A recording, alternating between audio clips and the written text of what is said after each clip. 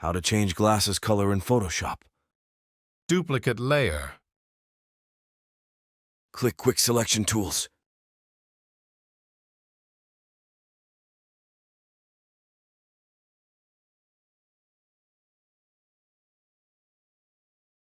Click Gradient Tool. Click Gradient Editor and select Basic, Foreground to Transparent.